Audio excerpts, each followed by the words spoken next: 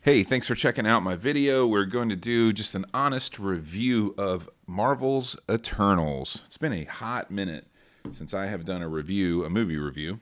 I've done a bunch in my time, just not a lot on YouTube. I actually used to write way back in the day before the internet. Yeah, I am an old dude. Before the internet, I used to write movie reviews for a college newspaper type of thing. Anyway, let's talk about the Eternals. I think it's getting kind of a bad rap. I just saw it last night, opening day. I did go see it in a movie theater, obviously because it's not streaming on Disney. So this is theaters only, which I'm glad that they're back to doing that. It was pretty good. I didn't see it on like a super duper screen or anything, just a normal movie screen. Didn't want to wait for the main theater to come open. They have like a RPX theater, whatever that is. But anyway, I thought it was pretty good. I think it's worth seeing, first of all, totally worth seeing on the big screen. Now, as far as this review goes, this is I'm just going to talk about it in general, a general review up front. I will talk a little bit of spoilery stuff at the end of this video, but I will give plenty of warning before that if you haven't gone to see the movie. Step one, should you go see the movie on a big screen? If you're a Marvel, an MCU fan, and a comic book fan, and like these kind of movies, yes, I do think it's worth the money to go see it in a theater. And I also think that that's a good thing to do if you can and you feel safe or whatever, which I think it's perfectly fine to do these days. You know, you do you, but if you can go support your local movie theater, you should, because I hope that they stay around. We'll see.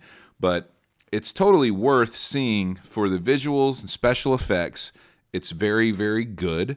And the story's okay. I'm going to get into the rest of my score and how I come up with that and talk about some general points. So how I score movies, I do a scale of just 0 to 100. I give it kind of a typical grade score.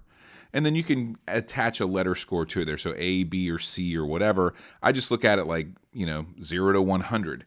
I do a couple of different categories. Now, first of all, I really think that this is absolutely accurate. Just want to look at Rotten Tomatoes right here. When you see what the critics now, I think 48% is not fair.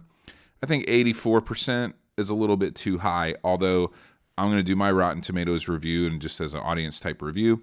I will give it a fresh rating, but I think 48% is unfair for the critics. Here's what the critics' consensus is. An ambitious superhero epic that soars as often as it strains, Eternals takes the MCU in an intriguing and occasionally confounding new directions. That's a fair statement. Audience says it's a different kind of Marvel movie, but Eternals still contains all the action, humor, and heart that the fans are looking for. I completely agree with that. I think that's more of the optimistic side. This is pretty honest too. Let's just do a little bit of, let's read a critic review here real quick. And here's one that's giving it a Rotten Tomato, and this person is a top critic. Regardless of Zhao's and Marvel's intentions, Eternals is a parade of faces without experience. A movie that reaches back and forth through history and comes back empty-handed. We'll read the full review. Chloé Zhao's, Oscar winner and stuff like that. I think a lot of people were maybe expecting more. Blah, blah, blah. The word auteur is used to refer both to independent filmmakers displaying their originality under conditions of artistic freedom and to filmmakers who assert their individuality within the confines of the studio system. Chloé Zhao, the director of Nomadland, has always been the first kind of auteur, and Eternals, which opens today. And with Eternals, which opens today, she takes her place among the second. Such a transition can be fascinating. So I'm not going to read this whole review, but he's basically just saying they gave her maybe a little bit too much artistic freedom and she didn't quite know what to do with the gaps in between. Now, that's a fair critique. As I get into how I score it, I'll kind of get into some of that too about the cut and the edit. And the action scenes are great. You'll hear this from a lot of other people reviewing this movie, that the action scenes are great, but the in between times and the way the story is a little bit disjointed and whatnot. It's a fair critique. Trying to save the world shouldn't be boring, but Eternals is one big giant yawn and easily the worst film. That is 100% not true. This is not the worst film in, excuse me, the MCU.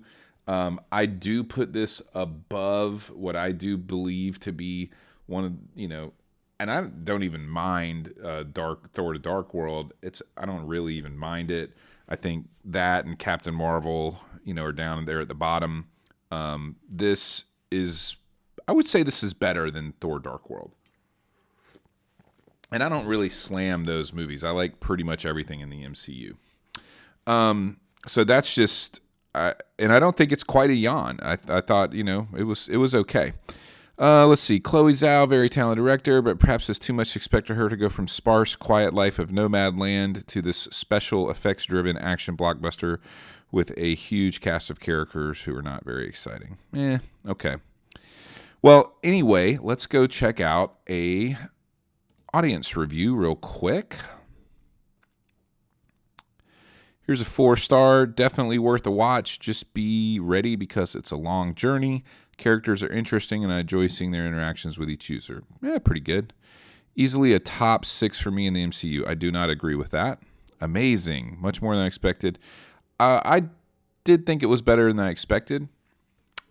Let's see. Here's a low review. I've seen every MCU movie in a theater, and this makes me reconsider whether I will continue to give my money and interest to Marvel. It tries to be all things to everyone across the world and history, but instead delivers almost nothing except world building and creating an excuse to need to save that world by these new superheroes. Get back to simpler things, Marvel. Not unfair statements in some of that. I just think it's way better than 1.5 stars. We will take a look at one more. Let's see if we can find here's a 3.5 star. Listen, I love Rotten Tomatoes and think they're most always on point in terms of movie quality, but the overall critic score is way off this time. I've seen a lot of films, and this is most certainly not a 48% film. Totally agree with you, Stuart L. If you take the time to read a handful of the critics' reviews, there's clearly a lot of anti-MCU bias. Bias aside, Eternals is more a 75% film. I really agree. And when you see my total score on this, you'll see that me and Stuart would probably be really good friends. Lots of flaws, too much exposition, too many ideas that need more time to flesh out, but it was beautifully filmed, epic, interesting, and even with 10 characters, there was enough background that I even connected with half of them. Don't go see the movie with MCU expectations as the critics did. See it as a film that aims to introduce a cosmic universe and explain why immortals live on Earth. Eternals reaches for the stars and lands somewhere in the clouds. I think, honestly, that's a great review right there.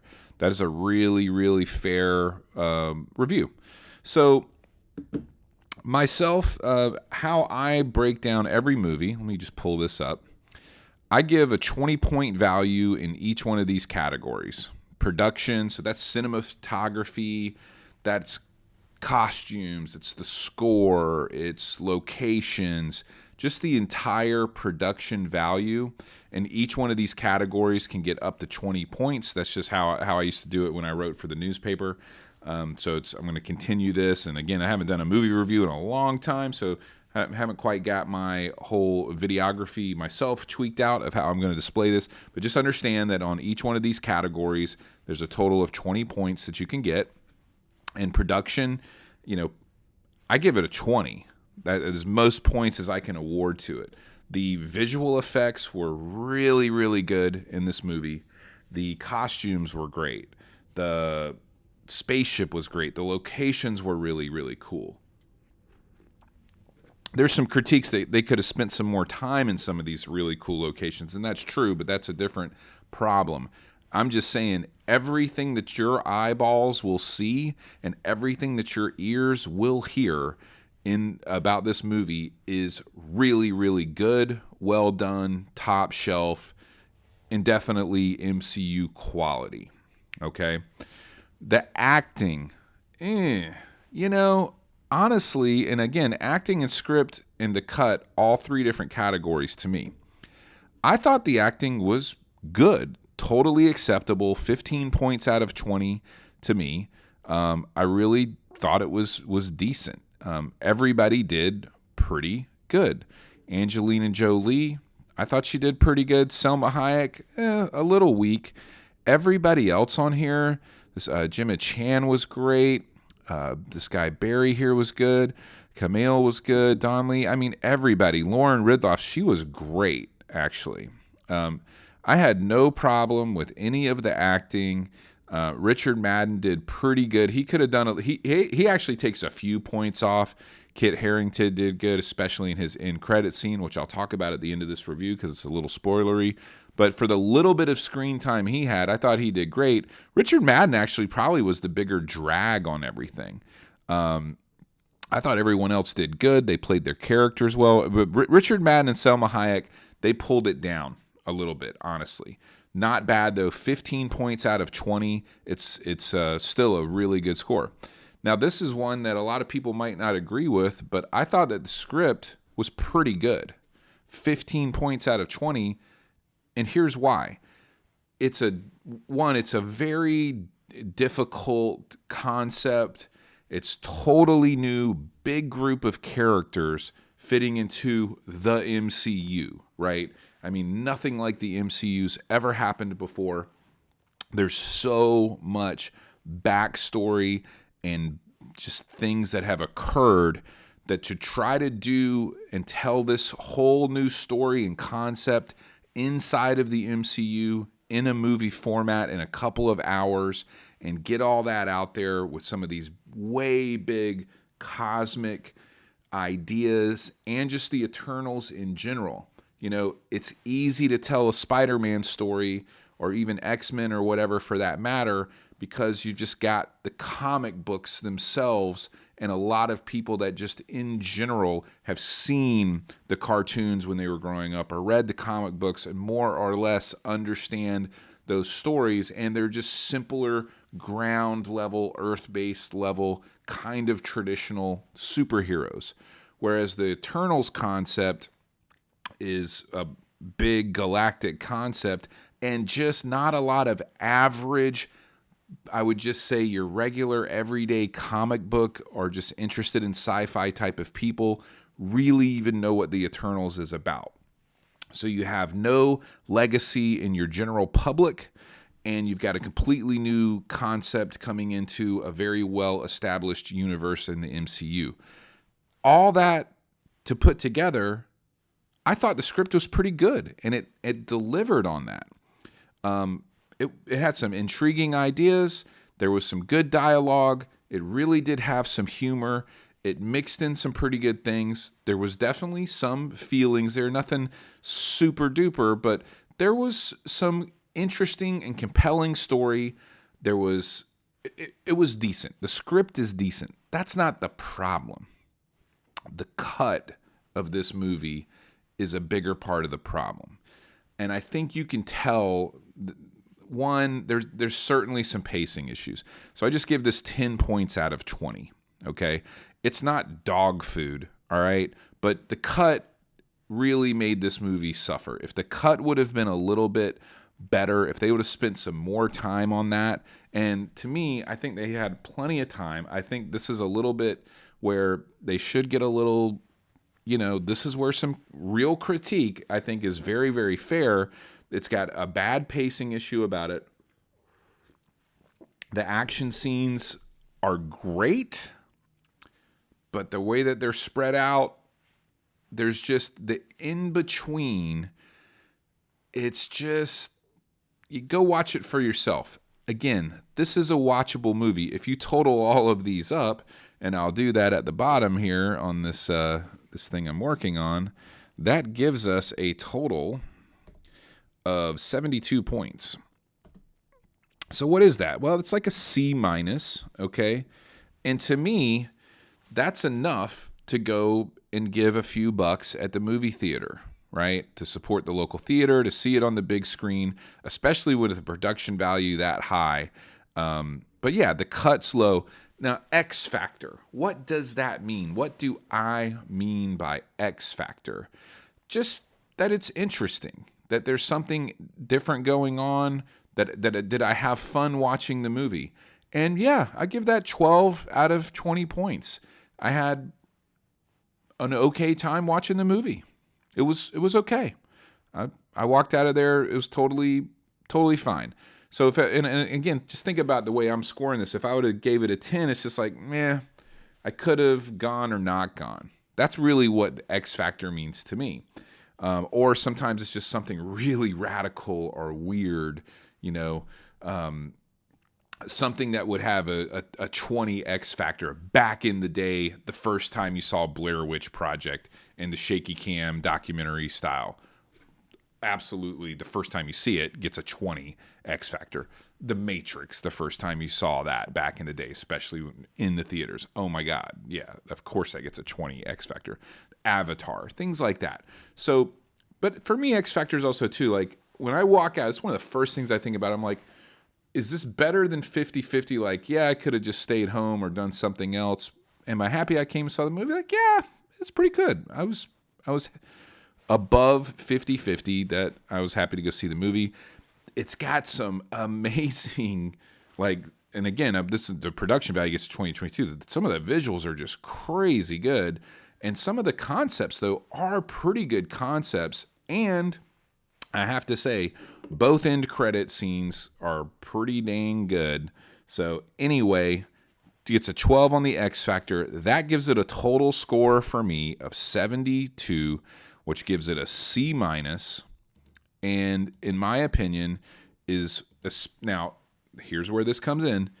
If you like these kind of movies, if you are invested in the MCU, sure, it's worth seeing. And I totally think that this Rotten Tomatoes score is unfair from the critics and a little bit high from the audience, but that kind of balances out somewhere in the middle. I give this movie a 72 out of 100, a C minus, worth seeing on the theater, especially for the production value alone. Now, the rest of this review, if you care to watch, thank you, by the way. Please like, comment, subscribe, all that good stuff. And the rest of this conversation here is going to be spoilery or whatever. So if you do want to go enjoy the movie, I even think there's a few little more or less surprises that occur or whatever. If you want to go see it and have your own fair judgment, just understand it's not great, but it's pretty good. Go give it a watch, see what you think about it yourself, and then maybe come back and watch the rest of this video because I'm going to just discuss some more things about it. Spoiler alert. Okay, so back to some of the cast problems and the acting that I can't give it a perfect score for. Yeah, Selma Hayek, her delivery and her tone is just not great. I mean, she's done some really good work, I think, but this is not really good work from her. And the way that her character plays out in the end, it just, it's just not that great. And with Richard Madden here, he does pretty good sometimes in the action scenes. He's actually got good physical body acting. That's really on point. His line delivery's a little bit off, but also just the way that these two are cut and edited sometimes, their interaction in the movie is just pretty poor. It's definitely a down pull on some of the points in the movie and causes some of the slowdowns. As far as everybody else, though, really, really does do a good job. Now, there's a little bit of people out there, especially in YouTube, that review things, especially sci-fi and action movie related type of things, and they just basically make part of their living and their whole shtick is just to bash wokeness in movies and things of that nature. So, is this movie like super woke? I don't think it's super woke. It does have some scenes in it and things like that, and some context of some homosexual type of stuff, and a couple, one of the characters ends up being gay and is married and has a child and things like that. Frankly, I don't think it's over woke. I'm a very neutral person just in general anyway, so I mean, I'm not giving any of my opinions on any of that or lifestyle or whatever, but it's not an over woke movie. Some people have said that, and that's attributing to the score. I'll be honest with you, if it was over woke and all of that, this would be a lot higher if you follow some of those people on YouTube and the people that kind of just make a living off of bashing woke stuff. They would show you that typically movies like that are over woke are getting a huge positive fresh tomato meter versus this. So I really do not think that the movie's over woke. It has a little bit of that in it. Is it necessary or is it unnecessary? It's neither one. It's pretty just general, regular modern life that we live in today. I don't think it goes one way or the other. It has some social commentary from some of the characters. I think they could have played that out a little bit more, and I think that they could have added. So, for example, Barry Keoghan's character here, Druig, can basically do mind control, and I think they could have put a little more time in him and some of the things he may have done in the past or even in the present with his little cult and things like that. That could have gone in some interesting direction because he delivered some really kind of almost like creepy but really poignant action, some funny lines too. But like I could have seen him really playing this character and really playing out some interesting scenarios throughout history. They could have focused in on that a little more because it had some great opportunities for some social commentary, and not just social commentary, but just honest commentary about the human condition. So one, I don't think it's over woke, and I think some of those people are just, that's how they make their living on YouTube, is just always bashing woke stuff and blaming that. I don't believe that there's any like over wokeness or politicization that's causing the movie to have any bad reviews. In fact, audience scores high. Okay, so I just don't think that that's an issue with this movie. I think it's a fair depiction of modern life that's occurring, and it's done in a classy way, I think. So no problems there. I think they could have actually done better on some of the social commentary type of stuff because of these people being eternal like that, 7,000 years or whatever throughout history. There's a lot of other things they could do. Kamal, his character is pretty good, super funny for sure. I think they could have fleshed out some other things a little bit more there. They could have had a little bit more fun there too. They could have done some other flashbacks. They could have done some flashbacks with the Druid character and with the Kingo character, and probably and honestly too, Lauren Ridloff was really, really good. Her acting was superb in this, and her character was really cool. I think they could have fleshed just out more things throughout history and tied those things in better, and it wouldn't have had such a pacing issue. It would have been both at the same time a little more, the pacing would have been better. There could have been more action, humor, and drama woven into that. And so the story could have been just stronger, and the pacing would have been better. That's all I can say. I will finish by talking about the two end credit scenes in this movie, which were both really, really good. And the first one is the first one is more Eternals coming in. So we'll just do this. I love to, let's see if they got some good images up here. Yeah, it's not really showing Star Fox. So Star Fox and Pip the Troll come in on the end credits. So it's pretty interesting. Star Fox, if you don't know who that is, Star Fox is another Eternals character, actually the brother of Thanos in the comic books, and says that here in the movie too.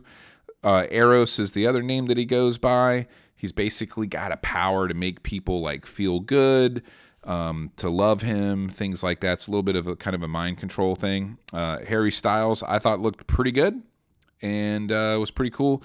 Pip the Troll, interesting. CGI could have been a little bit better on there, but it definitely sets up some bigger, cooler cosmic stuff, no doubt.